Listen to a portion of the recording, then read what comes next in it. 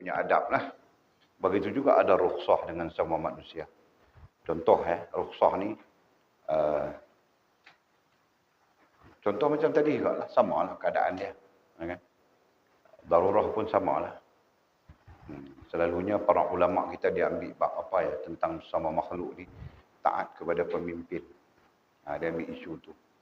Jadi hukum taat kepada pemimpin tu asalnya mutlak. Tapi boleh berlaku darurah bila pemimpin itu tidak taat, tidak patuh kepada Allah SWT. Dan bila ada darurah berarti adalah keringanannya, adalah rukhsahnya. Rukhsah maknanya keringanannya. Nah ini konsep yang kita kena faham dalam isu beradab ni. Okey.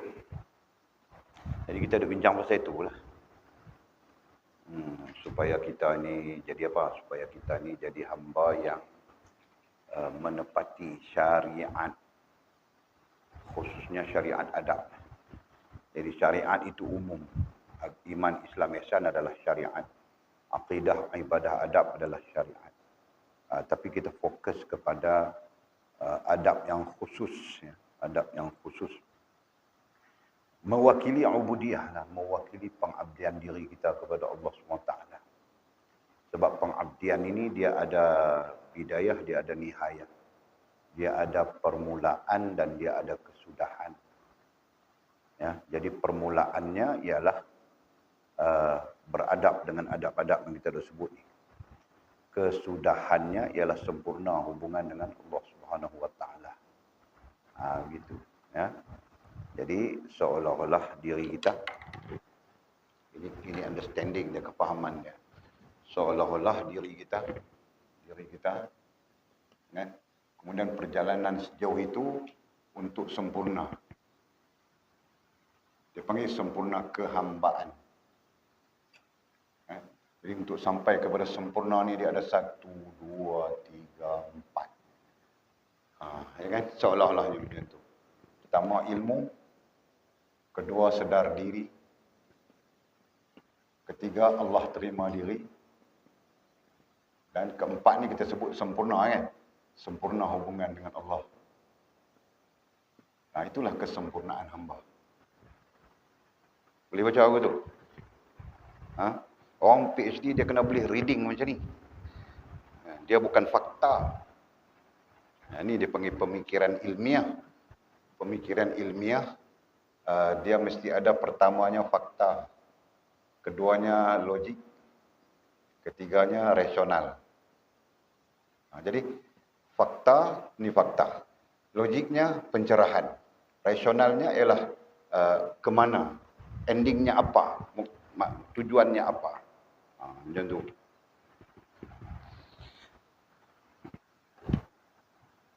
Boleh tahu tu? Boleh kutip? Okey. Jadi balik kepada poin kita tadi, apabila kita bercakap tentang adabuddin, adab agama, kita fokus kepada adab, syariat adab yang terkait dengan ihsan, maka mengajar kita supaya beradab dengan Allah, beradab dengan agama, beradab dengan sesama makhluk. Gitu. Dia punya translation dia punya understanding of translation, pemahaman terhadap terjemahan tu, dia tak sama dengan pemahaman terhadap terjemahan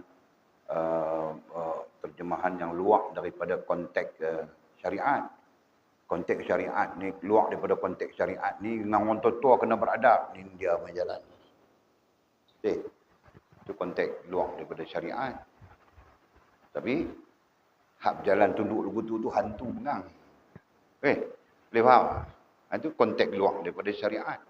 Tapi dalam konteks syariat, dia bukan semata-mata hang tunduk macam tu. Diri hang tu sendiri. Itulah yang kemarin kita berbincang tentang istilah. Kita bincang istilah apa? Kebajikan. Kita bincang istilah kebajikan hari ini. Ya, di mana kebajikan itu mesti ada dua perkara di dalamnya. Satu nama patuh. Dan yang kedua namanya taat. Dan ada makna dia. Ada makna dia tersendiri, mai. Patuh artinya menerima dengan redha. Manakala taat artinya melaksanakan dengan redha. Jadi ada dua ni baru nama dia kebajikan. Jadi kita kaitkan tak saat ni, adabuddin dia terkait dengan kebajikan tu. Dia bukan munafik. Yang jalan tunduk depan orang tu, belakang hantu tu munafik. Kenapa? Kerana dia tidak ada kepatuhan dan tidak ada ketaatan. Dengan maksud tak ada kepatuhan dengan, tak ada menerima dengan redha dan tak ada melaksanakan dengan redha. Dia tak ada benda tu. Kalau dia laksanakan pun, dia lakukan pun, dia tak cukup syarat sebab dia tak ada kepatuhan. Nah, justru itulah beza di antara adabuddin yang mana di bawahnya ada mukmin, ada muslim, ada muhsin dengan adab ghair daripada agama. Luar daripada agama tak sama. Walaupun sama kita tengok dari sudut fizikal, tapi tak sama juga, tak akan sama dari sudut din, dari sudut agama. Dia berbeza. Di situlah timbulnya munafik dan sebagainya tu. Okey. Kemudian berdasarkan kepada teks kita ni, kita dah berbincang adabuddin, adab dengan Tuhan, adab dengan Allah. Yang kita sebut mutlak di situ. Mutlak artinya tidak ada komparatif, tidak ada perbandingan, tidak ada persamaan, tidak ada pertikaian. Itu makna mutlak tu. Ya. Jadi kalau ada pertikaian itu tidak dipanggil mutlak. Para ulama klasik mengatakan kalau ada persoalan kenapa, mengapa, bagaimana, itu artinya tidak mutlak. Kita tidak memutlakkan Allah SWT dalam konteks usuluddin. Ya. Bila kita memutlakkan Allah SWT, berarti soalan itu tidak timbul lagi dah. Bagaimana, macam mana, apa, mengapa, semua itu tak timbul dah. Itu makna kemutlakan. Okey. Jadi kalau sudah bagi Allah Subhanahu Wa Taala itu ada adabnya dan bersifat mutlak, maka musannif membincangkan tentang adab-adab itu. Katanya, pertama kita bincang dah. Menundukkan kepala di hadapannya, itu kita bincang dah. Jelas kan? Siapa tu jelas kan? Menundukkan kepala, hang tahu apa?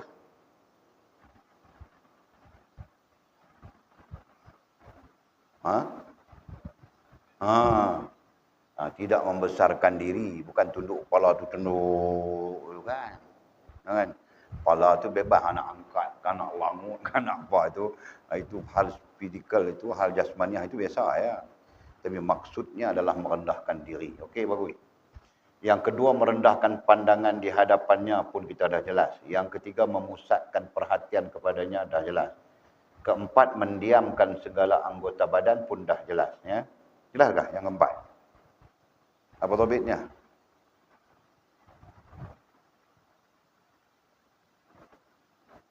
Mendiamkan anggota badan apa? Mendiamkan segala anggota badan. Tak topik? Tak topik? Mendiamkan segala anggota badan artinya sama kita sebut tadi. Patuh dan taat, sama aja. Iaitu anggota badan kita menerima dengan redha, kemudian melaksanakan dengan anggota badan kita dengan konsep yang sama, dengan redha. Itu makna mendiamkan. Kan? Lawan daripada mendiamkan itu ialah bergerak-gerak. Maksud bergerak-gerak adalah tidak mentaati, tidak menerima dengan redha dan tidak melaksanakan dengan redha. Itu maknanya. Okey, nah kita masuk yang kelima. Bersegera mengikuti perintahnya. Adab yang kelima, bersegera mengikuti perintahnya. Apa maksud bersegera mengikuti perintahnya? Kerana perintah Allah Subhanahu Wa Taala itu ada yang bersifat terbuka. Maksudnya ada yang bersifat terbuka dan sentiasa. Contoh, melaksanakan yang benar, melaksanakan perintah dan meninggalkan larangan. Itu terbuka sifat dia. Ya. Dia bukan terikat dengan masa pagi ke petang. Pagi ya kita melaksanakan yang disuruh, tinggal yang larang. Petang saat ni kita palun sekali ya, semacam ya. Tak. Itu dia alat tul, dalam bahasa Arab dia panggil alat tul. Alat tul ni maknanya menyeluruh. Kan? Menyeluruh apa? Menyeluruh hidup dan mati kita. Ya. Itu satu. Satu. Yang kedua, ada yang bersifat pada waktu-waktu tertentu. Kitaban mawquta dia panggil.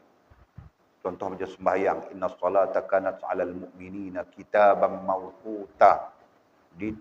Ditetapkan pada waktu-waktu tertentu. Jadi bila ada waktu tertentu itu kita kena segera melaksanakannya. Ya kan?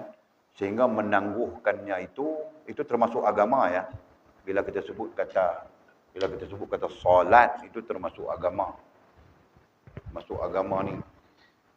Bila sebut kata agama, ada mutlak, ada darurah, ada rukhsah macam kita sebutkan tadi. Kan? Jadi pertamanya mutlak. Masuk waktu kita kena sembahyang. Masuk zuhur kita sembahyang zuhur. Begitulah. Masuk asar kita sembahyang asar. Itu mutlak.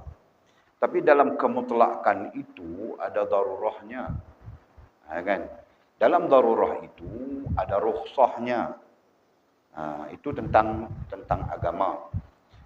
Tapi berkaitan dengan adab dengan Allah SWT ni, kita kena bersegera mengikuti perintahnya yang terkait dengan mutlak itu.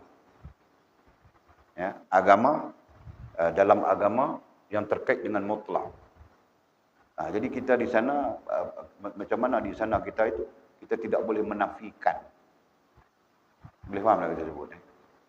Maksudnya dalam rohaniah kita, dalam hati kita, dalam perasaan kita, tidak boleh menafikan mutlaknya perintah Allah SWT. Jadi kalau Allah perintahkan haram, ya haram. Walaupun kita mungkin terlibat dengan keharaman itu. Ya, tapi tetap kita kena menerima bahawa itu adalah haram. Itu kemutlakannya. Ya, tak pakut itu merujuk kepada makna kita tidak menerima kemutlakan perintah Allah SWT sekalipun dia berada di posisi agama. Ya, jadi menerima perintah itu mutlak, itu penting. Ya. Nah, kemudian baru timbul darurah nak melaksanakan sebagainya, itu tertakluk. Itu maksudnya, bersegera mengikuti perintahnya. Jadi kalau diperintahkan kita melaksanakan, kita kena melaksanakan. Kemudian baru datang darurah dia. Siapa tak boleh, kami musafir, wa in kuntum maridan aw ala safarin fa'iddatun min ayyamin ukhra. Kami musafir ataupun kami sakit, ya kan? Kami boleh ganti dengan hari yang lain. Tapi menerimanya hak pertama itu mutlak. Boleh faham tak? Tu.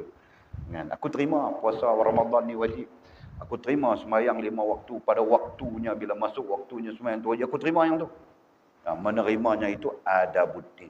Adab dengan Allah Subhanahu Wa Taala. Okey. Keenam, menjauhi larangannya. Yang 5 tadi, segera mengikuti perintahnya, perintah Allah SWT. Perintah ada 2 ya. Perintah disebut suruhan dan larangan. Itu. Jadi menerima hak tu. Okey, jadi suruhan dan larangan itu ada mutlaknya. Hak mutlak itu barang antara kita dengan Allah SWT. Allah SWT. Manakala hak darurah dengan rukhsah, itu barang yang terkait dengan agama. Okey. Yang keenam, menjauhi larangannya. Samalah, konsep dia sama saja tadi. Menjauhi larangannya. Menjauhi larangannya, larangan Allah SWT. Macam mana? Mutlak hak Allah SWT itu sebut tadi. Hak darurah lain, hak rukhsah lain. Ya. Mutlak macam mana? Bila Allah kata haram, haram. Sekalipun kita akan terlibat dengan keharaman itu. Sekalipun kita akan melakukannya dan sebagainya. Sekalipun kita akan kena dan sebagainya. Di sana kita tak boleh nafi lah. Kadang-kadang kita, yang kata kadang-kadang, selalu-selalu pun kita terlibat dengan yang haram tu. Tengok orang perempuan tak tutup aurat. Kita nak kira guna tak apa kot. Takkan nak pakai tak apa kot. Ya kan? Ha. Kita tengok aurat wanita, aurat orang perempuan. Macam-macam lah naik motor kot jalan kadang-kadang dia selok betih tu mungkin. Dah lah berkorak betih tu. Kan?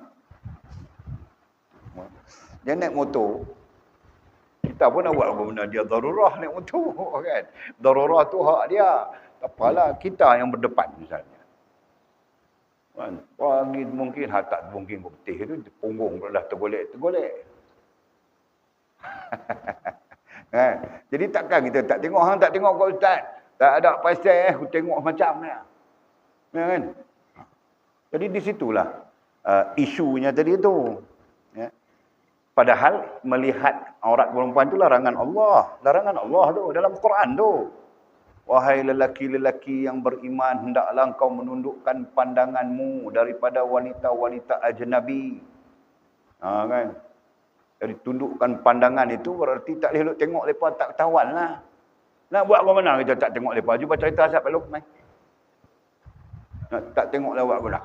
Bapak lu cerita tengok. No idea dia kan? No idea. Cari kita langak tiang telefon, kita langak tiang elektrik. Itu isu dia. Okey, apabila kita berdepan dengan isu begitu, macam mana kita nak menjauhi yang namanya larangan itu tadi? Sedangkan kita terpaksa kena tengok nak buat macam mana? Tak tengok, langak lepas misalnya lah. Kan? Tak tengok kalau gumla jadi. Jadi mau tak mau kita kena tengok. Jadi konsep adab mutlak dengan Allah itu ialah hati kita menerima bahawa itu adalah haram. Jelas ya? Tengok tu haram. Tengok tu berdosa. Haram artinya berdosa. Tengok tu haram, tengok tu berdosa. Kena terima hak tu dulu. Nah, kemudian baru turun bawah darurah. Kan? Atau rukhsah. Baru turun. Jadi dari sudut stability, kita kena terima Allah haramkan benda ni dulu. Allah haramkan perkara ni, Allah haramkan perkara itu. Kita kena terima hak tu. Konsep macam kita sebut tadi lah. Menerima dengan redha tu dulu. Kemudian pelaksanaan dia duduk kat agama. Cuma kita tak boleh laksanakan. Sebab apa? Ada darurahnya. Ada rukhsahnya dan sebagainya. Macam tu. Jelas ya? Sebab kita sedang bercakap hak Allah. Jadi sangat mustahak kita membezakan hak Allah, hak sisi Allah, hak sisi agama dan hak sisi sesama makhluk. Kita kena faham yang tu bagi jelas. Okey. Kalau kita tak faham jelas, kita akan campur aduk. Kita campur aduk, Allah haramkan. Tapi kita pergi bolehkan pula. Jadi gimana? Jadi sabut lah. Kan? Kadang-kadang kita dengar juga ceramah-ceramah yang dia tak faham konsep perbezaan ini.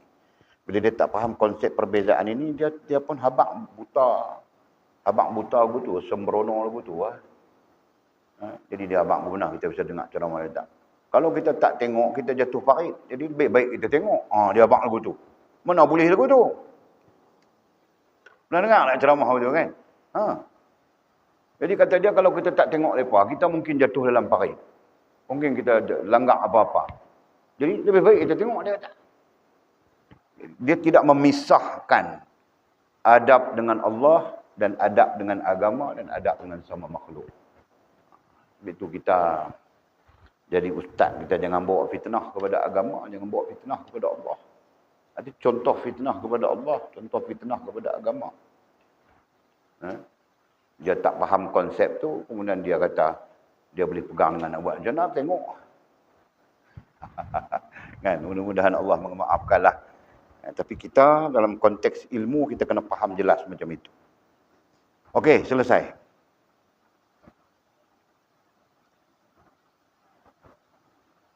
Yang ketujuh, tidak menyangkal perbuatannya, yakni tidak menunjukkan rasa tidak puas hati terhadap takdirnya. Itulah kita sebut tadi itu kebajikan tu tadi dia lah tu. Kebajikan.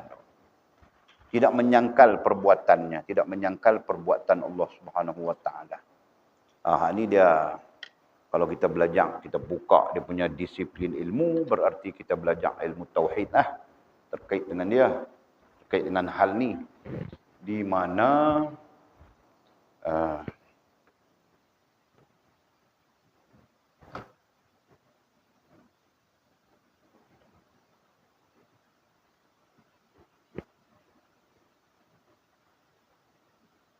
Di mana kita sebut apa? Bila kita bercakap tentang Allah.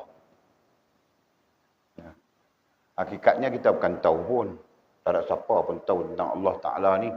Kan? Maksudnya tahu dalam arti kata hak mutlak Allah SWT. Jadi sehingga kita diterjemahkan dan ditafsirkan Allah ialah zat. Satu sisi. Untuk memahami zat ini ada dua. Sebagian ulama kata ada tiga, tak kisahlah. Kan? Satu melalui sifat dan kedua melalui af'al. Berbezalah, ada ulama kata af'al dulu baru sifat, ada ulama kata sifat dulu baru af'al. Ini Asy'ariyah lah. Kalau Maturidi kata kita mengenali Allah melalui rububiyah dan uluhiyah. Itu Maturidi. Ya, Imam Abu Mansur Maturidi, imam kita Ahli Sunnah wal Jamaah. Okey. Jadi di satu keadaan yang lain pula ada ulama yang menyepakati bahawa sifat adalah af'al, af'al adalah sifat. Itu satu keadaan lagi. Jadi seolah-olah kita mengenali Allah melalui sifatnya, dia tak timbul af'al. Jadi di sana mereka menyifatkan af'al adalah sifat. Mai pula ada lagi yang ulama lain mengatakan kita mengenali Allah Subhanahu Wa Taala melalui sifat. Mereka cantumkan sifat dengan af'al, mereka menyebut sifat, dan yang keduanya melalui asma. Begitu ya. Jadi tetaplah tak salah kaedah-kaedah, metod-metod yang dikemukakan oleh para ulama. Jadi Pusin bin Pusimai tetaplah dia akan faham macam ni juga. Ya? Jadi mengenali Allah Subhanahu Wa Taala melalui sifat dan af'al. Sifat dan af'al ini dia menunjukkan kepada kita zat. Dan zat inilah yang kita fahami sebagai Allah Subhanahu Wa Taala. Itu konsep yang ada di dalam ilmu tauhid, ya, khususnya ilmu tauhid. Nah, timbul mai persoalan sikit dalam teks kita. Katanya apa? Tidak menyangkal perbuatannya, tidak menyangkal perbuatan. Nah, jadi perbuatan berarti keluar daripada sini. Bila sebut kata perbuatan, dia keluar daripada sini. Ya. Keluar daripada perkataan af'al. Af'al maknanya perbuatan. Perbuatan Allah Subhanahu Wa Taala yang kemudian disebut sebagai sifat juga. Af'al Allah. Kenapa bezanya sifat dengan af'al? Bezanya af'al menunjukkan kerja buat. Sedangkan sifat dia boleh jadi menunjukkan kerja buat dan boleh jadi tidak. Contoh, Allah melihat. Basar artinya melihat. Melihat bukan kerja buat. Kan? Melihat adalah sifat yang melekat. Tu dalam usuluddin kita kena faham lagu tu. Dia ajak kita faham lagu tu. Jadi sifat yang melekat dengan sifat perbuatan bukan sama. Sifatnya melekat, melihat. Sifat perbuatan, dia melihat. Dia memerhatikan. Sopangan tengok dengan nampak. Nampak pun dengan mata. Tengok pun dengan mata. Tapi tengok itu adalah satu perbuatan melihat. Sedangkan nampak itu adalah sifat bagi mata kita. Betul? Itulah perbezaannya. Jadi, balik kepada kita sebut tadi ini, musannif sebutkan tadi, antara sifat adab kita dengan Allah SWT adalah tidak menyangkal. Menyangkal, menafi, menyangkal. Istilah menyangkal ada berapa makna di situ ya. Redaksinya adalah menyangkal. Ini kita tak tahu kalau kita tak belajar ilmu balaghah ni. Menyangkal itu apa? Satu, menafi. Kedua, menolak. Ketiga, mempersenda. Yang keempat, menafi, menolak, mempersenda. Termasuk ya, tawakuf dia panggil. Kalau kita terjemah tawakuf ini artinya diam. Tawakuf ni artinya benda benda. Ya, kita ambil istilah terjemahannya diam. Itu. Ini yang keempat. Selalunya para ulama kita bincang 3 saja. Walid tambah bagi jadi 4 untuk melengkapkan maklumat yang dah ada. Itu maknanya menyangkal. Jadi kita termasuk orang yang menyangkal.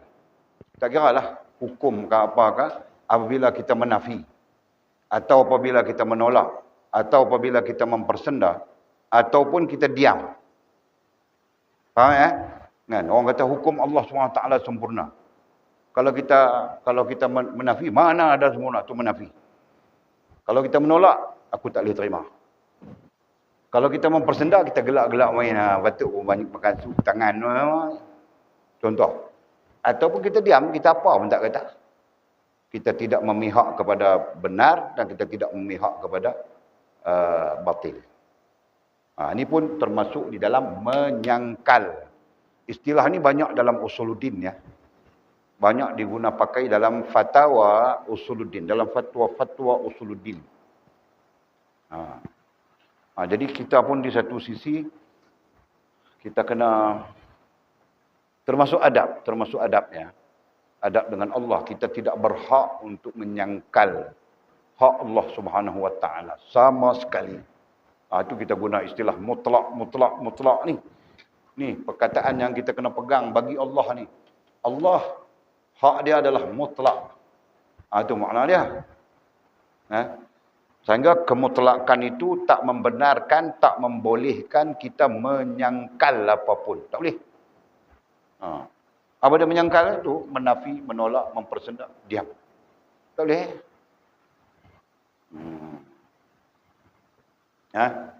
Jangan.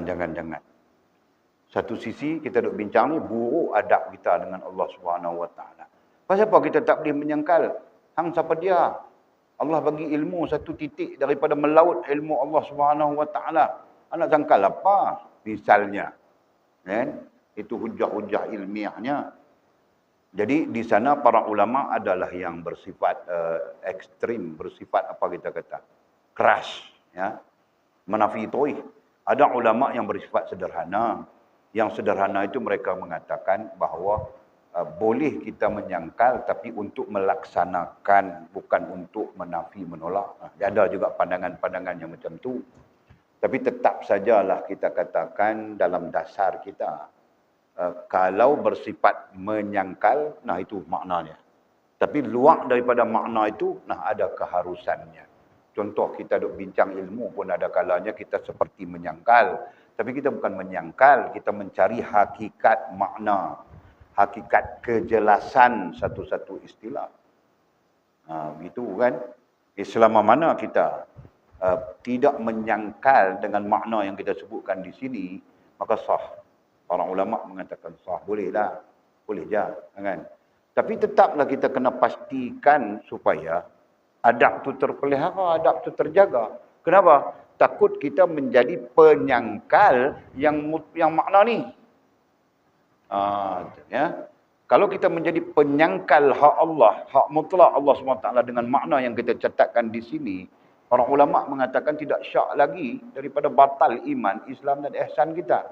Batal agama pada kita dan menyebabkan jadi kafir. Ya, dalil firman Allah SWT banyak dalam Quran. Macam mana bunyinya? Afatu'minuna bi ba'dil kitab wa takfuruna bi ba'd. Itu antaranya.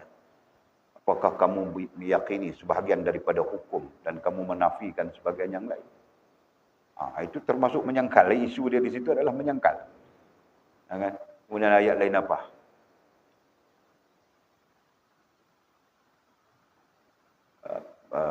Bila Allah SWT dan Rasul telah menetapkan sesuatu, maka tidak ada pilihan. Ya, bagi kita tidak ada pilihan. Kalau masih ada pilihan begitu begini, berarti kita menyangkal. Dan ayat akhir dia mengatakan itu bukan orang beriman. Itu orang kafir. Orang kafir dia yang kerja yang menyangkal. Itu contoh.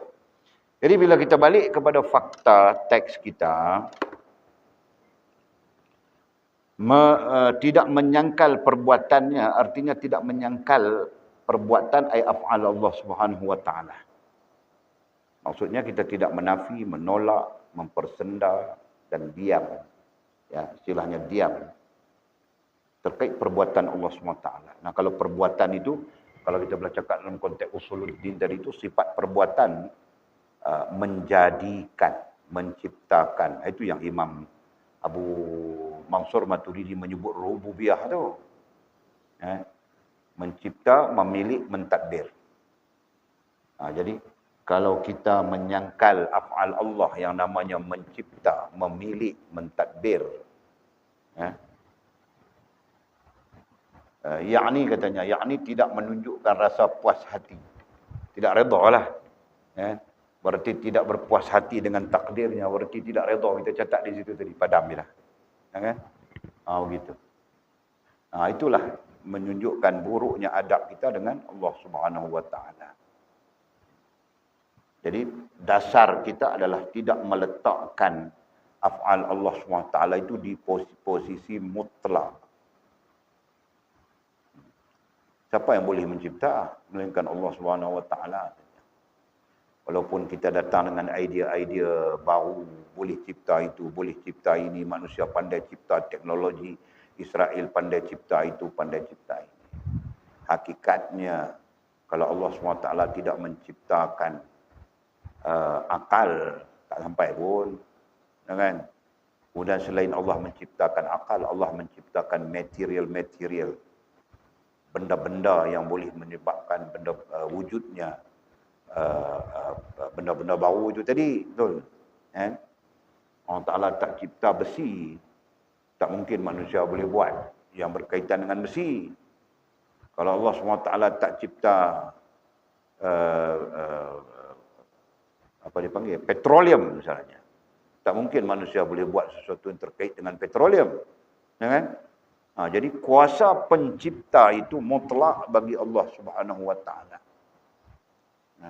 Manusia itu diberikan Allah akal dan diberikan Allah upaya untuk mewujudkan sesuatu yang baru, yang puncanya mai daripada yang diciptakan oleh Allah Subhanahu Wa Taala. Nah, berarti hak mutlak pencipta itu Allah Subhanahu Wa Taala. Yang kedua, hak mutlak pemilik pun hak Allah Subhanahu Wa Taala. Kan? Dalilnya Allah boleh ambil balik bila-bila masa. Berapa banyak ada yang namanya saintis-saintis yang cipta itu, cipta ini, kononnya mampu ngayak tu ya. Kenapa dia pun tak boleh kekal? Kalau dia boleh cipta satu benda, menunjukkan mutlak dia cipta, berarti dia boleh cipta diri dia kekal lah. Pun tak boleh pun. Itu gambaran untuk menunjukkan kepada kita bahawa tidak ada kemutlakan pada kita. Kemutlakan hanya pada Allah. Itu. Ya. Kemudian, mentadbir, mencipta, memilik, mentadbir. Allah SWT pentadbir mutlak. Maksud pentadbir di situ pengatur, manage. Ya kan? Dia manage, dia mengatur, pengatur mutlak yang maha hebat. Kenapa maha hebat? Sebab bukan kita manusia saja dia atur, makhluk-makhluk yang lain yang macam-macam lagi, semuanya diatur oleh Allah SWT.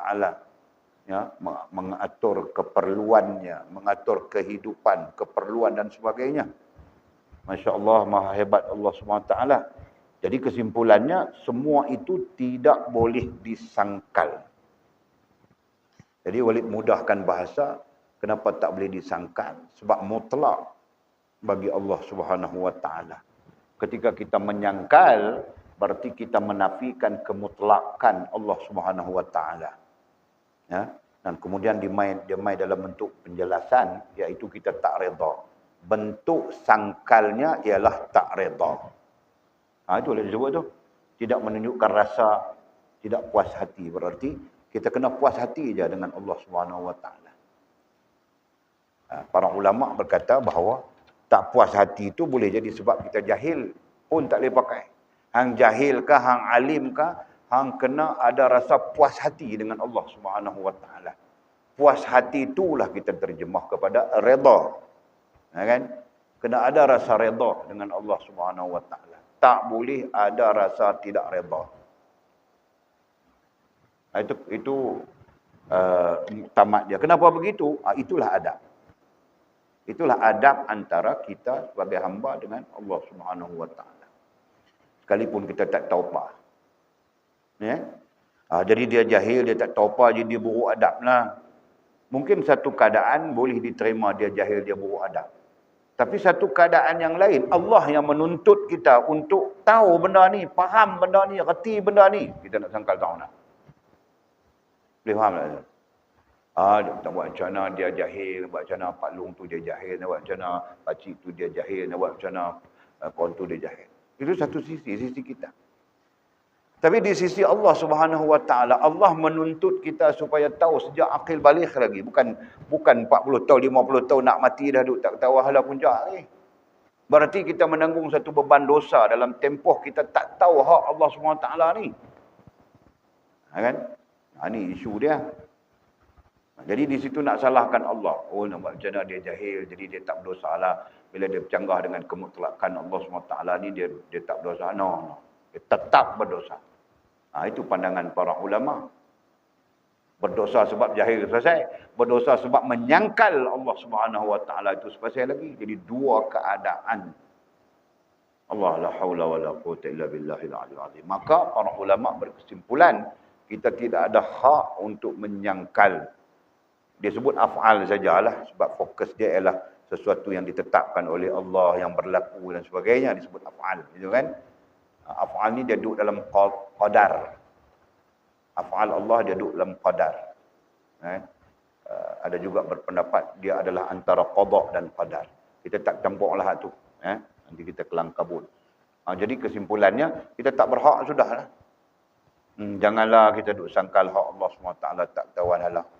Tak ni duk tanya pasal apa kena semayang, pasal apa kena puasa, pasal apa kena itu, pasal apa kena ini, pasal apa kena, banyak sangat duk tanya pasal apa, takut kita masuk di dalam menyangkal. Begitu. Ya. Okey. Ya. Diam tu sekira-kira kalau ikut perbahasannya, diam itu sekira-kira kalau orang kata kat kita Allah tak adil, kita diam. Sebab kita tak diam tu merujuk kepada dia tak tahu nak kata apa satu keadaan, kan? Sehingga mungkin menyebabkan dia pun termasuk dalam orang yang menyangkal. Itulah maksud diamnya. Diam ni dia duduk di, ada ulama yang sepakat, ada ulama yang tak sepakat dengan istilah dengan diam tu sebagai terkait dengan menyangkal. Tapi saya peribadi saya terima. Sebab apa? Sebab bila orang hina agamamu, kau keadaannya macam mana? Kalau kau keadaan diam, mungkin dia terkait di situ. Sebab ada dalil lain yang mengatakan kalau orang hina Allah, hina agama, kita kena sangkal benda tu. Kita kena nafi benda tu, kita kena tolak benda tu. Gitu kan. Jadi maksudnya di sana diam itu tidak dibenarkan dalam keadaan-keadaan macam tu. Jadi itu yang kita dhabitkan sekali. Ya, saya dhabitkan sekali, diam ni termasuk dalam menyangkal. Walaupun kebanyakan para ulama kita dia ambil takat ni ya, menafi, menolak, mempersendah. Diam ada yang masuk, ada yang tak masuk. Saya masukkan. Ya. Pertama berdasarkan kepada kutipan-kutipan daripada hujah-hujah para ulama, yang keduanya rasional yang saya sebutkan tadi. Gitu. Okey. Kemudian adab yang ke-8. Mengekali zikir, yakni ingat kepadanya. Mengekali, perkataan mengekali kita sebutkan apa ya? Kalau dalam bahasa Arab disebut istiqamah. Mengekali makna sebelum bahasa Arabnya, makna sebelum makna asalnya ialah sentiasa. Ya. Mengekali sentiasa. Baru kita pergi kepada teks Arabnya. Istiqamah. Jadi perkataan istiqamah itu maknanya sentiasa, maknanya mengekali. Jadi ada beza di mana itu? Bezanya di situ tak ada beza. Kita terus bincang beza tadi, kita kelang kabut. Istiqamah maknanya sentiasa, maknanya mengekali. Kita pakai begitu. Ya. Jadi istiqamah apa? Sentiasa apa? Mengekali apa? Zikir. Zikir dengan makna ingat. Ya, zikir dengan makna ingat, mengingat. Apa maksud ingat, mengingat ni?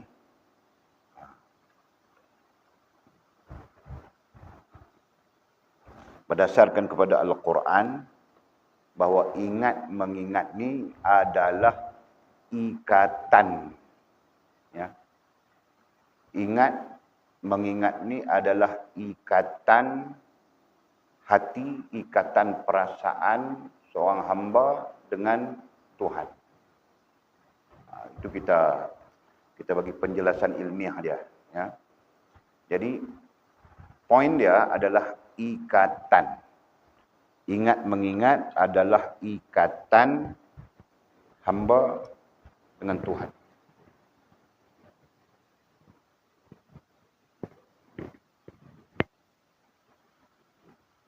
Sehingga kita nanti sebut, apa itu ingat? Kita nanti berbincang begitu. Apa itu ingat? Ingat ialah ikatan. Ya, hati. Ini istilah paling rendah kita sebut hati ni, atau perasaan hamba dengan, nah kita bercakap tentang Allah sekarang ya, dengan Allah. Sebab ingat ni juga boleh berlaku makhluk dengan makhluk. Ingat pun boleh berlaku makhluk dengan agama.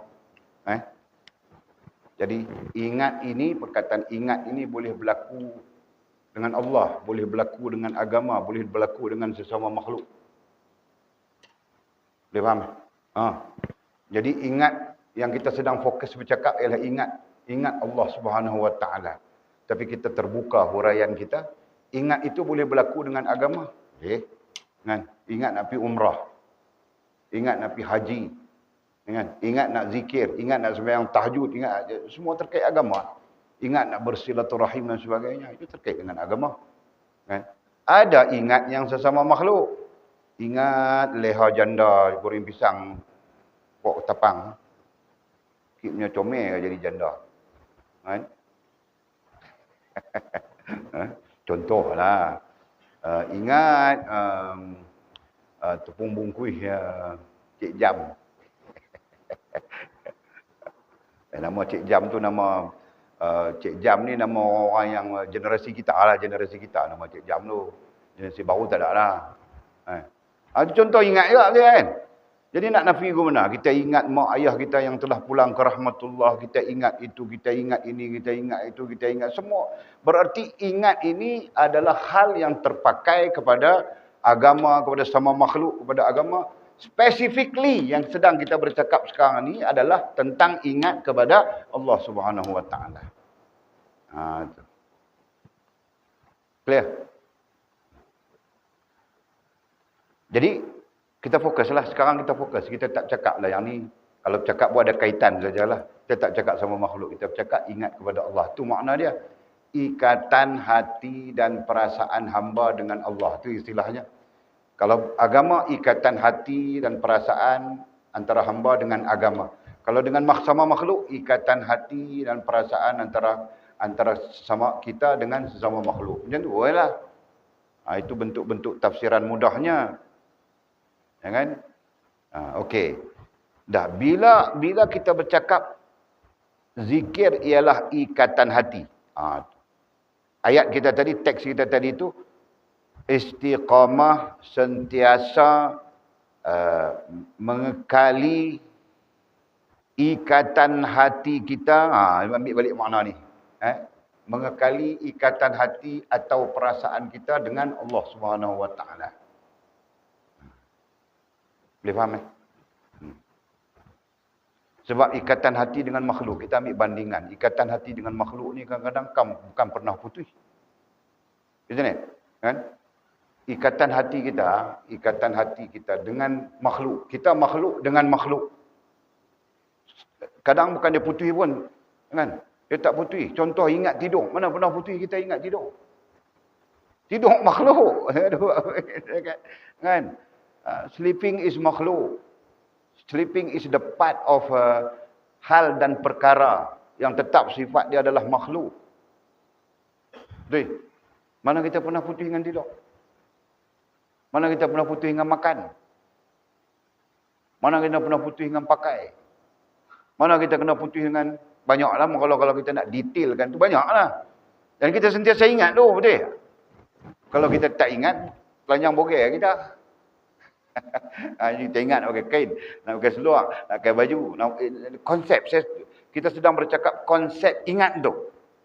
Jadi maknanya, ingat hati kita, perasaan kita sentiasa ingat kepada yang kita kindnesskan, yang kita letakkan sebagai makhluk. Ini saya ingat. Kita nak ambil konsep yang sama supaya kita balik kepada Allah Subhanahu Wa Taala pun sama. Kita sentiasa ingat Allah Subhanahu Wa Taala, bahkan melebihi makan, bahkan melebihi pakai, bahkan melebihi tidur, melebihi apa saja yang tak pernah putih daripada ingatan kita. Boleh faham cakap tu? Boleh kan? Ini maksudnya. Dan kita memenuhi spesifikasi adab itu. Allah menyebut dalam Al-Quran, alladzina yazkurunallaha qiyaman wa qu'udan wa 'ala junubihim wa yatafakkaruna fi khalqis samawati wal ard. Empat keadaan Allah Taala sebut. Alladzina yazkurunallaha qiyaman. Qiyaman dengan makna berdiri. Wa qu'udan dengan makna duduk.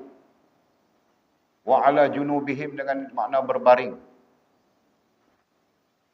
Ya. Dan yang keempat, wa yatafakkaru, berfikir. Nah, ada 4 keadaan yang disebut oleh Allah SWT. Berdiri, nah, dalam keadaan berdiri, jaga ada buat kerja apa tak kira lah, aktiviti apa pun yang kita lakukan, ya, yang sifatnya berdiri juga dengan makna jaga, bukan makna tidur, kan? Jadi berdiri ini kita terhubung dengan Allah Subhanahu Wa Taala. Kita terikat ikatan hati dan perasaan kita dengan Allah Subhanahu Wa Taala. Nantinya dalam keadaan duduk, mungkin ada keadaan duduk, bukan tidur pun, duduklah, adalah aktiviti kita ketika duduk sebagainya. Pun kita dalam keadaan hati kita, perasaan kita terikat dengan Allah SWT. Di masa yang lain, di keadaan yang lain berbaring. Mungkinlah dalam keadaan kita berbaring, pun hati kita terikat dengan Allah SWT. Ya? Kemudian di keadaan yang lain adalah berfikir. Mungkin masa tu berbaring, ataupun masa tu duduk, mungkin masa tu berdiri, berfikir. Ya. Nah, berfikir itu pun menjadi ikatan hati perasaan kita dengan Allah Subhanahu Wa Taala. Jadi kita tafsirkan ini adalah keadaan. Berdiri, duduk, berbaring, berfikir adalah keadaan. Jadi dalam keadaan-keadaan ini, hati kita, perasaan kita terhubung, terikat dengan Allah Subhanahu Wa Taala. Jadi bahasa tasawuf amalinya terhubung. Bahasa tasawuf amali terikat. Bahasa tasawuf irfaninya ataupun tasawuf kerohaniannya ialah hubungan. Itu sajalah, ya, dengan Allah Subhanahu Wa Taala. Masya-Allah, tabarakallah. Kan? Jadi biarlah keadaan apapun, tetap hati kita terikat dengan Allah. Bila terikat dengan Allah, terikatlah dengan agama. Begitulah maksud mudahnya. Bila terikat dengan agama, jadi kita sentiasa akan memikirkan batas, hukum, larang, suruh dan sebagainya. Jelas ya? Okey. Nah, itu maksud mengekali zikir, yakni ingat kepadanya. Ingat bukan ingat macam kita ingat kat orang. Ya, tapi boleh ambil pelajaran lah daripada ingat kat orang tu, boleh ambil pelajaran. Tentang macam mana kita nak ingat Allah SWT. Boleh ambil pelajaran daripada situ lah. Kan? Ada orang yang kita ingat sampai tak boleh nak lupa. Dia ingat jam mata nampak dia. Buka nak makan nasi. Ingat nasi. Tak nampak dia. Kalau ingat sampai peringkat tu, tak payahlah. Ubat dia tak ada lah. Dia kena pembik boleh. Dia jaga tu kan. Dia macam lah. Nah, kita nak jadikan ingat kepada Allah Subhanahu Wa Taala itu sebagai sesuatu yang tertinggi menempati hati dan perasaan kita. Ya. Sebagai adab, sebagai penghormatan, sebagai adab tertinggi antara kita dengan Allah Subhanahu Wa Taala. Yang menjadi masalah kepada kita ni, kita ingat makan lebih kepada Allah Taala, tak pernah ingat Allah Taala macam makan. Kan? Ingat makan, ingat tidur lebih lagi. Allah Ta'ala lepas ke tepi. Ini yang menjadi permasalahan kepada kita. Secara adab lah kita bercakap ni, secara adab lah. Cuba kita nak tidur, kita ingat Allah Ta'ala. Sebab Allah yang menjadikan tidur tu. Allah Ta'ala tak jadikan tidur tu, kita pun tak tidur. Jadi sasau kita yang ada buat main. Oh, tak tidur jadi sasau. Tak percaya, try suara tidur mau 2 hari. Boleh tengok dia punya sasau dia. Allah yang menjadikan makan. Jadi sepatutnya kita ingat Allah yang menjadikan makan tu dulu. Bukan kita mengingati makan lebih daripada Allah yang menjadikan. Ini di tempat lain nanti kita akan belajar apa tahu? Kita akan belajar kita sepatutnya mengingati Allah yang menjadikan segala sesuatu. Bukan kita ingat sesuatu yang dijadikan oleh Allah sampai melalaikan kita dengan Allah. Di tempat lain kita akan cakap betul lah. Ya. Maka para ulama, maka baginda Nabi SAW, lalisan para ulama mengajak kita, contoh mengingati Allah. Nak makan baca doa dulu. Kan? Syukur kepada Allah Ta'ala dulu sebagai asas-asas kepada menunjukkan kita mengingat Allah Subhanahu Wa Ta'ala. Misalnya. Nak tidur pun baca doa dulu, jangan pim-pum kedua. Ya. Sebagai asas-asas kepada kita mengingat Allah Subhanahu Wa Ta'ala. Begitulah dikiaskan kepada hal-hal yang lain lah. Sama aja. Okey, itu adab utama. Penting tu. Kemudian katanya adab yang ke-9, melazimi fikir tentang kudratnya. Melazimi artinya membiasakan. Melazimi ay membiasakan fikir tentang kudratnya. Kudrat diterjemahkan dengan makna kuasa yang mutlak bagi Allah Subhanahu Wa Taala. Kuasa ada kemutlakan, upaya tak ada mutlak. Ya. Melazimi fikir tentang kudratnya. Melazimi ay membiasakan fikir, sekejap lagi kita bincang, tentang kudratnya, tentang kekuasaannya yang mutlak. Begitu. Ini bila sebut fikir, dia terkait dengan ilmu lah. Di tempat lain, kita pun belajarlah dasar kita. Fikir, ilmu. Zikir, amal. Ya. Kita belajarlah yang tu. Kita padam ni. Nah, boleh.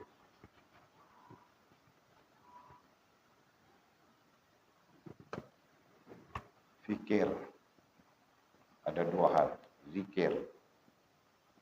Ya. Ini dia panggil hidup. Tentang hidup ada dua perkara. Zikir dengan fikir. Fikir terkait dengan ilmu. Manakala zikir terkait dengan amal. Begitu. Okey. Sehingga dia katakan inilah kehidupan. Kehidupan bermaksud kehidupan terkait dengan fikir atau ilmu, kehidupan terkait dengan zikir atau amal. Itulah maksudnya. Okey. Bila disebut fikir, nah kita langsung kait dengan ilmu lah. Kan? Maksudnya apa? Ilmu yang membawa kita memahami kuasa mutlak Allah Subhanahu Wa Taala. Tu. Sebab itu natijah daripada melazimi fikir tentang kudratnya ialah cari ilmu. Cari pengetahuan. Itu natijah dia.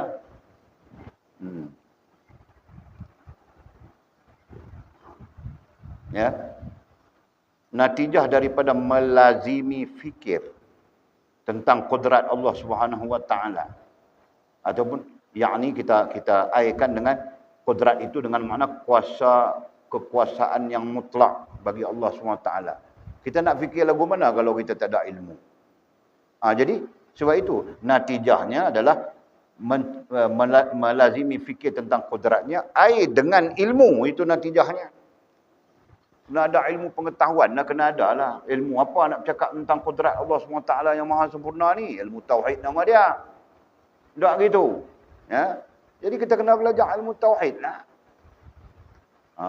Macam tu. Baru kita boleh faham kudrat Allah SWT. Tidak kita nak faham kudrat Allah SWT macam mana. Pandai sebut adalah masyarakat kita hari ini kita tak nafi pandai sebut tapi tak tipa. Itu kita tak nafi lah kan. Pandai sebut ni kalau dengar sokongan mufti memang. Tapi dia akan tawan pada punca apa pun. Jadi kita tak mau lah tu. Kita nak keluar daripada keadaan masyarakat kita yang berbajukan, berpakaiankan ilmu tapi tak ada ilmu. Kita tak mau dah, cukup dah, memadai dah tu. Kan? Dunia nak kena beralih lah. Boleh faham ke kiasan tu? Berpakaian macam ilmu tapi tak topa. Kan? Bukanlah kita mengkritik pakaian tu dah. Pakaian tu kita tak kritik. Tapi orang panggil apa, kiasan untuk menggambarkan ilmu bukan duduk di pakaian. Sejauh dia menutup aurat, masya-Allah, tabarakallah. Kan? Tapi ilmu adalah satu entiti asing, satu hal yang asing. Yang mana ilmu itulah yang merubah orang. Bukan orang merubah ilmu. Kan? Hari ini orang merubah ilmu sampai jadi tak ketahuan hala habis. Fahaman jadi serabut, jadi rubiru tu yang muncul mai qadariyah, jabariyah, mu'tazilah, kan, mai moden pula liberal, sekular. Semua ini adalah sesuatu yang dirubah oleh manusia daripada asas, daripada dasar-dasar ilmiah yang penting itu. Nah, kita tak boleh, kita kena balik kepada dasar-dasar penting ini. Nah, jadi metodnya apa? Metodnya fikir tentang kudratnya. Bila sebut fikir saja, langsung terkait dengan ilmu yang memahamkan kepada kita tentang kudratnya Allah Subhanahu Wa Taala. Kudrat apa? Kuasa mutlaknya Allah Subhanahu Wa Taala. Begitu. Jadi ilmu apa? Kita dah belajar dah dasar-dasar, kita tahu ilmu dia nama tauhid. Ataupun nama usuluddin, ataupun nama tahqiq, itu dari segi nama lah. Belajarlah kita ilmu tauhid tu, baru kita boleh melazimi fikir. Kalau kita tak belajar, kita nak melazimi fikir macam mana? Jadi dalam hal ini, adab dengan Allah Subhanahu Wa Taala yang ke-8 kita dah sebut ni adalah, yang ke-9 ya. Yang ke-9 kita dah sebut ni adalah cari ilmu supaya kita boleh fikir. Ya, supaya kita boleh fikir kudrat mutlak Allah Subhanahu Wa Taala. Itu maksud dia.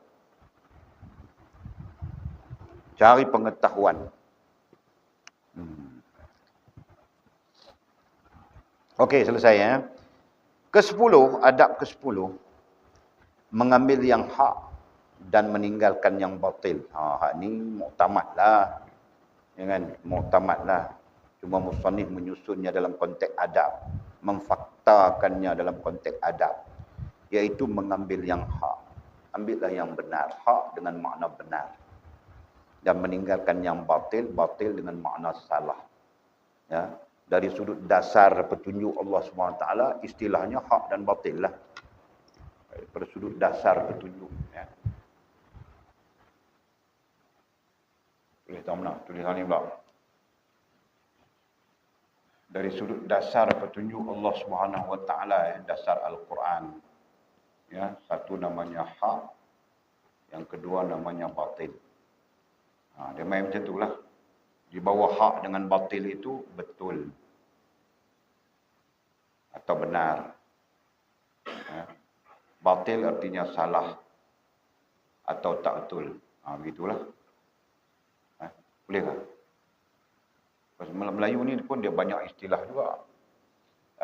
Betul, salah, benar, tak benar. Betullah. Di bawah tu lah. Kan? Kemudian apa lagi? Apa lagi yang kita nak catat berbetulan dengan ini? Semua tu dia mewakili makna yang berbeza ni lah. Dua makna ni lah. Lagi satu, baik, buruk. Ni duduk bawah-bawah tu semua lah. Begitulah seterusnya apa makna yang kita nak catat. Ya.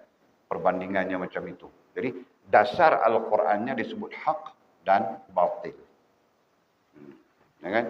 Jadi yang hak itu daripada Allah SWT. Apa dalilnya? Al-haqqu min rabbik. Yang hak daripada Tuhanmu.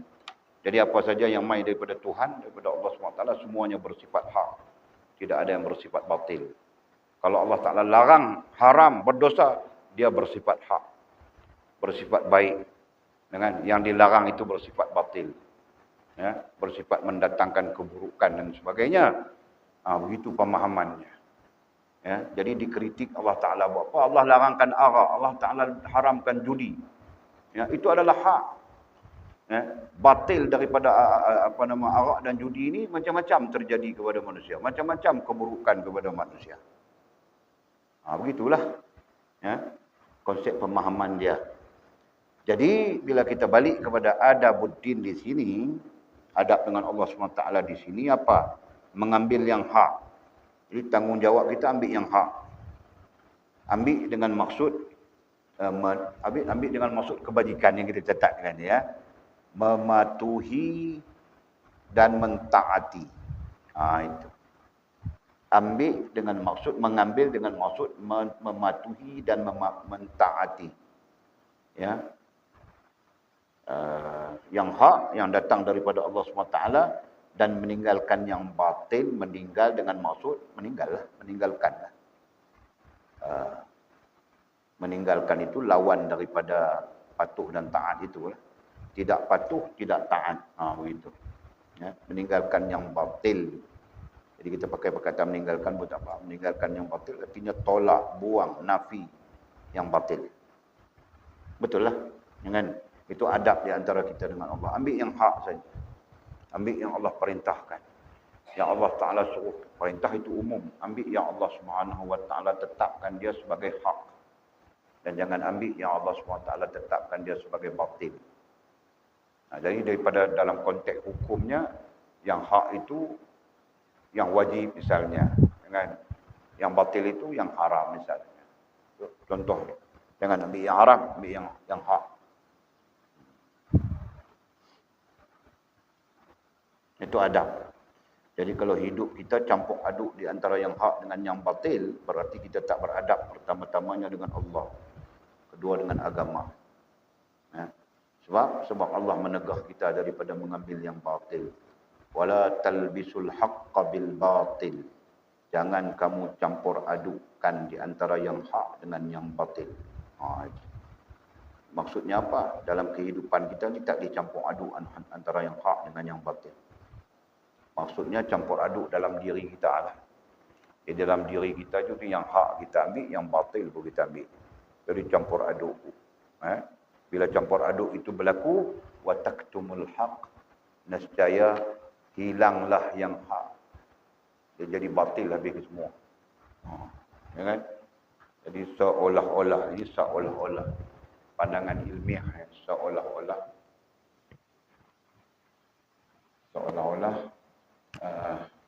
ini hak, kita campur aduk dengan yang batil. Kita campur aduk dengan yang batil. Nanti jadi batil ke semuanya.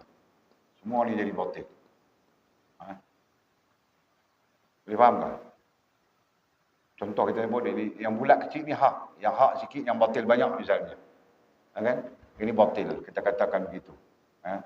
Jadi batil di sini ada berapa persen? Batil di sini 60% kita katakan batil. Yang hak 40%. Tak andaikan begitu. Semua jadi batil lebih. Bahkan bukan 60-40%. Kan? Kalau ikut nasnya, jangan kamu campur adukkan di antara yang hak dengan yang batil. Kita andaikan. Esok beli selori dakwat siapa? Tak mana nak order, hang order. Selori boleh bayar. Hang ingat boleh tak boleh bayar kan? Selori hang untuk ambil orang. Order lah. Okey, ini batil. Jadi kita katakan batil. Bukan batil, hak. Yang hak, ini hak. Kemudian ada sikit, ada bahagian ni saja batil. Kita andaikan. Berdasarkan kepada ayat Quran tadi, batil cuma 10% saja. 10%. Manakala 90% adalah hak. Kita katakan begitu.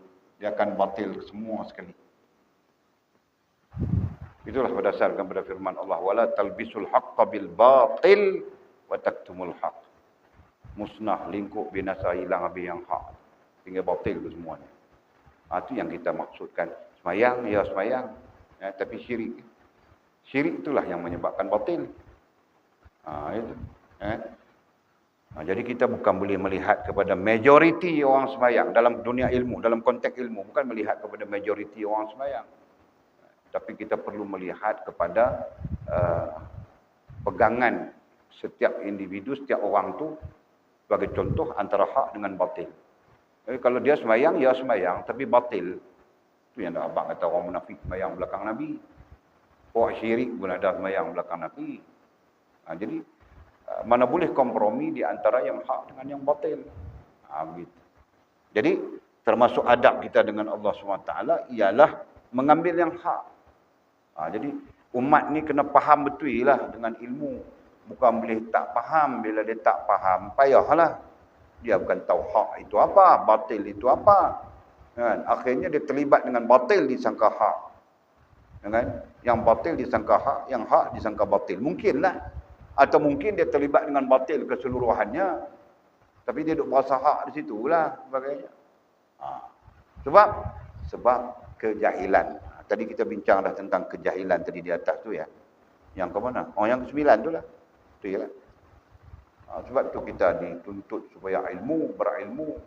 Agama mai kepada kita wahyu pertama pun tuntutan supaya kita berilmu. Supaya kita boleh membezakan hak dan batil tersebut. Begitu. Kalau sudah sampai tak boleh membezakan hak dan batil, hancur kita. Hancur.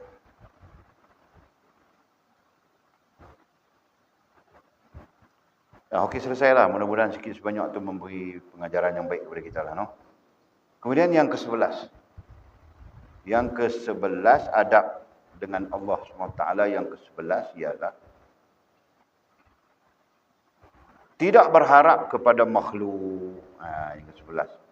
Tidak berharap kepada makhluk. Berharap. Kata kuncinya adalah berharap.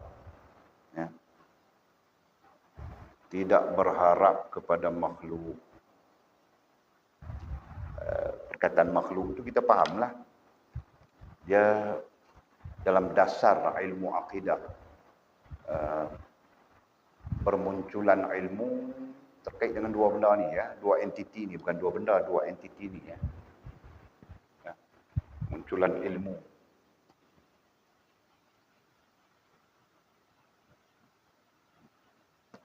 Kita sebut ilmu.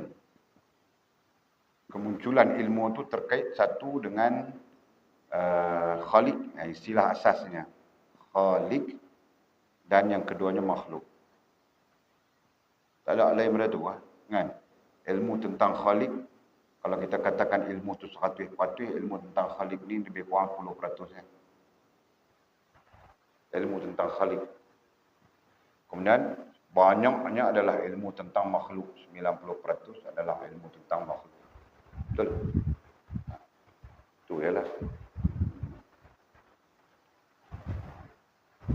Kalau orang kata ilmu tentang agama pun terkait dengan khalik ni 10% ya. Sebab itu bukan banyak pun. Sembahyang, puasa, zakat, haji, umrah, korban, sorak. Di satu sisi pandang orang-orang awam ya. Tapi kalau sisi pandang orang yang mengetahui yang namanya syariat Allah bukan banyak pun. Kecuali syariat-syariat yang am, dia main dalam bentuk yang am. Itu pun tak banyak. Banyaknya pengetahuan ilmu bermunculan ini semua terkait dengan makhluk belaka. Terkait dengan kita.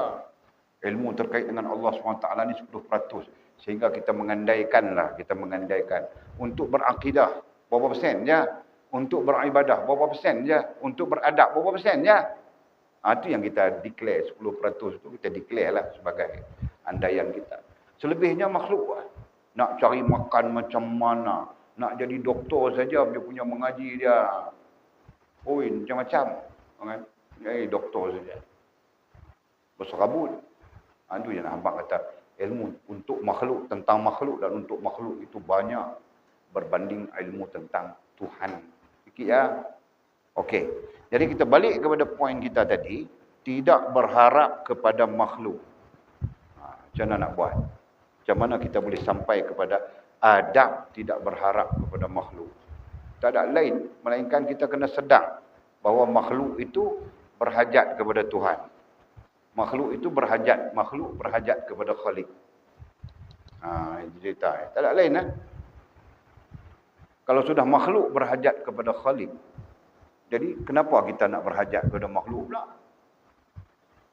Itu yang dikatakan. Kenapa nak ditunduk? Al-Quran mengatakan. Kenapa nak tunduk kepada Fir'aun? Sebab Fir'aun pun kena tunduk kepada Allah Subhanahu Wa Taala. Kenapa kita nak tunduk kepada makhluk-makhluk yang kita tak nampak, jin, syaitan dan sebagainya? Sedangkan jin dan syaitan pun dia kena tunduk kepada Allah Subhanahu Wa Taala. Begitu penjelasan kemudian. Kenapa kita nak tunduk kepada hal makhluk, benda, hal dan perkara, sedangkan semua yang namanya makhluk, benda, hal dan perkara pun kena tunduk kepada Allah Subhanahu Wa Taala. Begitu, kan? Jadi perkataan tidak berharap, ya, tidak berharap, harap ni dia jadi kemudian. Kalau ke dalam perbincangan ilmiah, kita bincang di mana tak ingat, ya. Kita bincang di, tak ingatlah. Harap ni dia jadi kemudian. Dia jadi takut dulu. Jadi boleh padam mana?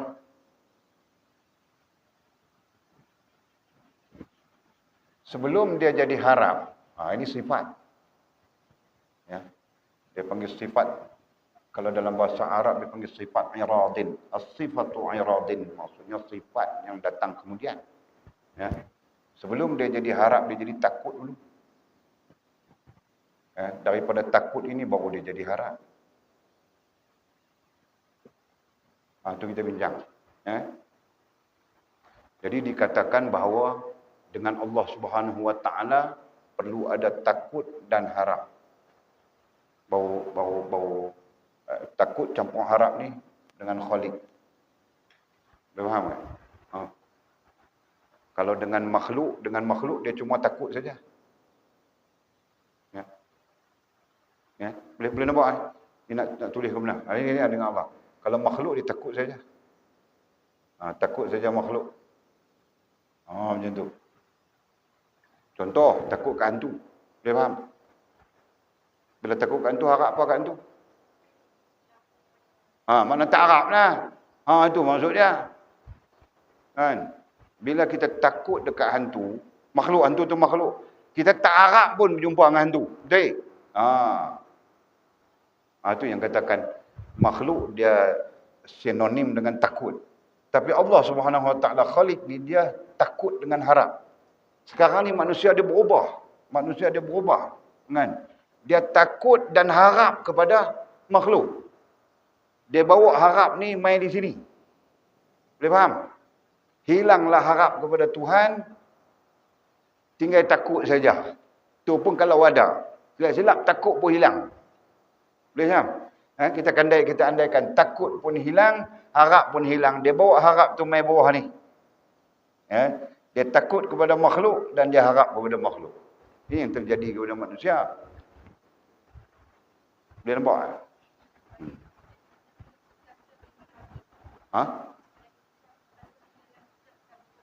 Saya bilang Abid, yang ikut empat lah, Walid mana tahu, Walid satu hari berpuluh-puluh kitab dalam kepala. Walid baca berpuluh kitab sehari. Dia tak pun. Ni tengok tu yang bersepah tu. Tu nak pindah main tani Pindah main rumah Walid duduk orang seorang Tak ada apa kata apa. Sepah pergi.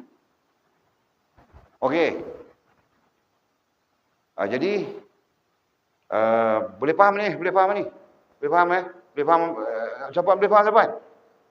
Hanglah bakal jadi tok guru. Nak faham lah. Tak faham tak boleh. Jadi manusia sudah merubah konsep takut dan harap kepada Khalik, kepada Tuhan ni. Dia ubah, dia kosong di sini, dia zero. Jadi tak ada lah takut, tak ada lah harap pada Allah SWT. Yang ada takut dan harap pada makhluk. Sama ada berdiri takut dan harap tu sekali ataupun asing lah. Ataupun asing. Asing takut ke hantu, tak mau jumpa hantu. Tu asing. Kan? Tapi dalam keadaan yang lain, takut dan harap tu tetap berhimpun juga. Kerana sifat dominan takut ni dia mesti ada harap. Dia masuk dia macam tu. Okey. Jadi sebagai contoh, bila kita sakit gigi. Sakit gigi dia sekali sekala. Sakit kepala. Apa kita nampak dulu? Nampak ubat Panadol dulu. Itu bukti yang kita sebenarnya tak pernah harap pun kat Allah Subhanahu Wa Taala. Betul? Sakit kepala aja, takut tak lega, nampak Panadol dulu. Begitulah. Apa-apa sajalah, tak kira lah. Sakitlah apa benda pun. Kan? Tetap kita akan nampak. Hospital dulu, kita nampak doktor itu, doktor ini, kita nampak itu, nampak ini. Macam-macam kita nampak. Kita tak nampak Allah SWT pun. Faham tak? So, bila as long as kita tak nampak Allah SWT, berarti kita tidak ada harap. Sebab harap itu akan memunculkan sesuatu yang terdekat denganmu. Boleh faham tak? Itu dia punya psikologi dia. Ya, harap ni, sifat harap ni dia akan memunculkan sesuatu yang terdekat denganmu. Itu dalam konteks ilmu psikologi moden pun sama aja. Harap ni dia akan memunculkan sesuatu terdekat. Siapa? Contoh, isteri. Dia akan nampak suami dia dululah.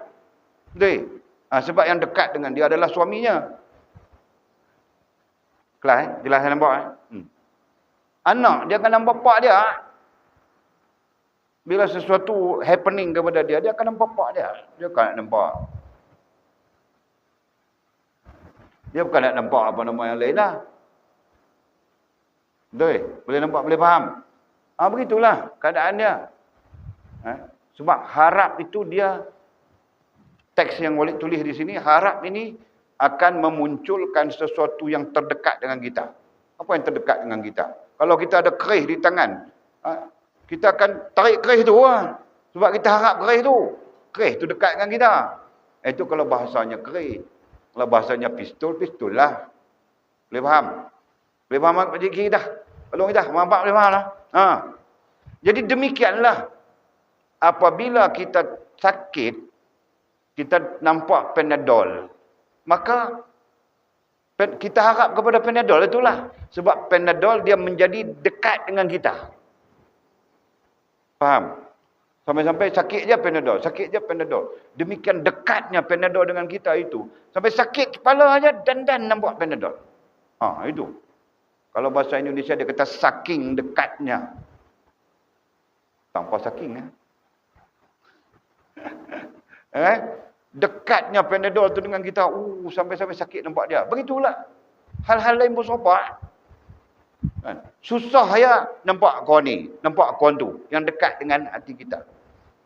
Okey, jadi penjelasan tu tadi merujuk kepada Allah tidak menempati hati kita. Ya. Kata para ulama kita, kalau Allah menempati kita, kita sakit, kita akan menghadap Allah SWT dulu. Kan? Sebab yang kita bercakap ni tentang rohani kita, bukan tentang jasmani kita. Bukan salah jasmani dah. Sakit kita kena makan ubat. Ya, itu jasmani. Tapi rohani kita tetap kena berhubung dengan Allah Subhanahu Wa Taala. Sebab dialah yang memberi sihat, dialah yang memberi sakit. Dialah yang memberi susah, dialah yang memberi senang. Dialah yang memberi segala-galanya. Jadi kenapa kita perlu bergantung harap, istilahnya bergantung harap dengan makhluk. Sedangkan semua makhluk bergantung harap kepadanya. Di situlah pengajaran yang kita duk bincang ni, kita kena balik bawa diri kita takut dan harap kepada Allah secara rohani, kemudian ikhtiar secara jasmani. Pilah cari ubat, pilah cari apa yang patut padan dengannya. Baru dia betul. Boleh clear? Itu maksudnya. Cuma sisi perbincangan kita ini termasuk di dalam adab. Kan? Jadi tak beradabnya kita dengan Allah SWT apabila kita tak berharap kepada Allah SWT. Bukti kita tak berharap kepada Allah SWT, kita bagi contoh dah tadi. Sakit, nampak Panadol. Tak nampak Allah SWT. Susah, nampak fulan. Tak nampak Allah SWT. Begitulah dikiaskan kepada hal apapun. Jelas ya? Jadi di situ berarti tak beradab kita dengan Allah. Kosaklah. Kita nak kena bawa kita balik beradab dengan Allah SWT. Sehingga sentiasa melihat Allah SWT itu sebagai sesuatu yang penting lah. Hubungan dengan Allah SWT itu sebagai sesuatu yang penting. Yang kita perlu bernaung di bawahnya. Ya kan? Konsepnya takut kepada Allah dan harap kepada Allah SWT. Clear? Mudah-mudahan Allah melimpahkan kepada kita ilmu. Dan kita akan sambung balik yang ke-12 nanti. Ya. Yang ke-12. Tunduk kerana kehebatannya. Okey. Maqal wallahu a'lam. Saya angkat siapa letih mantu. Walid pun tadi janji nak tolong mereka pergi ambil ambil rumput lah apalah. Lepas tu Walid pun sakit belakang. Bila sakit belakang duduk senyap.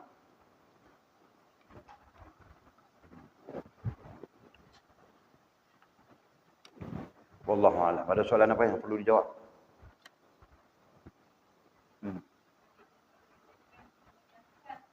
Ha? Menyangkal. Ya, of course. Dia lebih besar perbincangannya, ya, tentang menyangkal semua ni lah. Ya, perbincangannya lebih luas, lebih besar dalam ilmu tauhid. Ilmu tauhid pun tak tahu mana. Ilmu tauhid kalau kita faham spesifik ilmu tauhidnya, dia lebih dalam usuluddin dan tahqiq. Ni dengan ni banyak perbincangannya, lebih luas. Sehingga kita sampai kepada hakikat pegangan, hakikat akidah yang betul. Okey.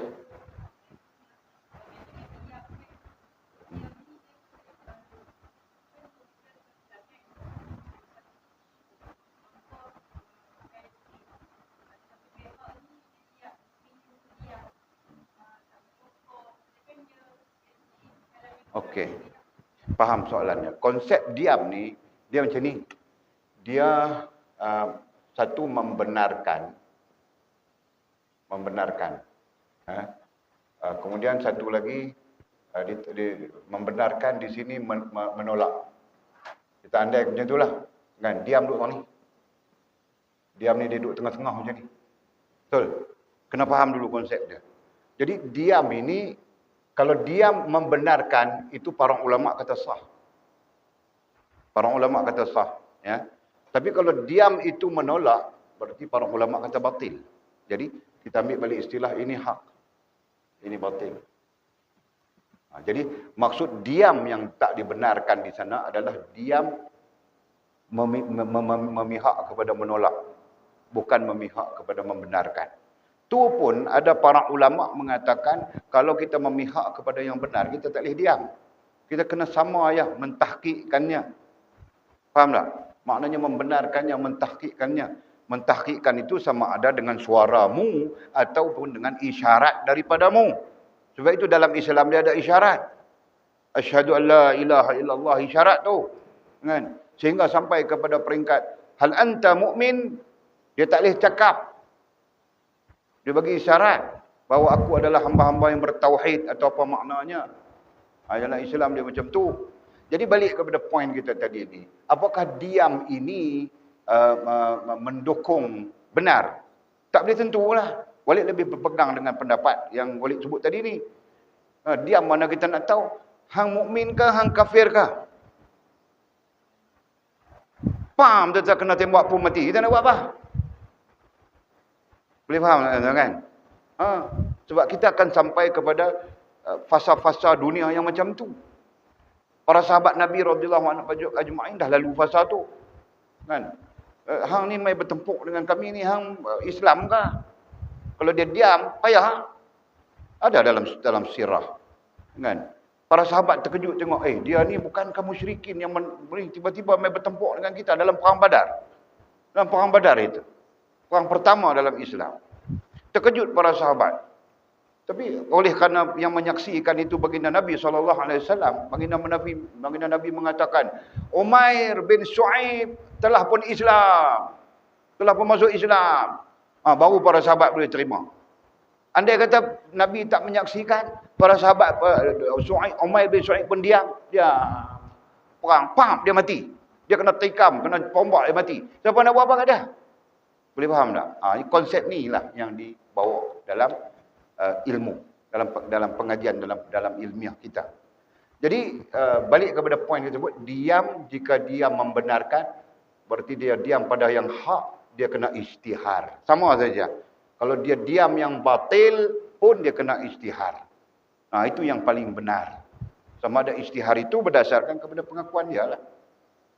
Jelas ya? Jadi yang sebenarnya, sebab itu para ulama memasukkan diam itu termasuk menyangkal. Itu sebabnya. Ya, supaya benda ini jangan berlaku. Ya, metod dia, tujuan dia supaya benda ini jangan berlaku. Dia berlaku dua ya, membenarkan atau menolak atau menyangkal kita sebutkan tadi. Itu saja. Kalau dia membenarkan, ya dia ijtihad dengan membenarkan. Sebab itu dalam agama kita, hang membenarkan itu dengan asyhadu an la ilaha illallah wa asyhadu anna Muhammadar Rasulullah. Jelas? Itu kaitan-kaitan dia tu. Dia tak memadai dengan dia. Tak boleh. Kan? Okey, itu fakta. Okey, seterusnya.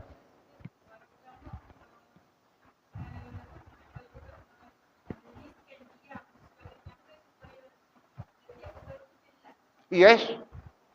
Nah, di situlah oleh kata tadi perbincangannya meluas dalam usuluddin dalam tahqiq.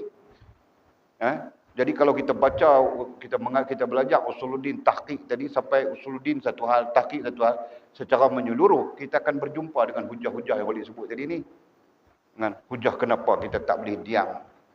Kenapa kita perlu istihar, kenapa itu ada di dalam perbincangan usuluddin dan tahqiq. Okey. Ini dalam Soleh Darat ni pun kita akan jumpa tu bab-bab tu nanti sampai masanya. Jelas? Okey. Lain? Anything else? Belum ada soalan belum? Cari tanya sama lain. Bismillahirrahmanirrahim. Alhamdulillah wassalatu wassalamu ala Rasulillah. Allahumma aftah lana futhal arifin warzuqna fahman nabiyyin waj'alna min ibadikas salihin.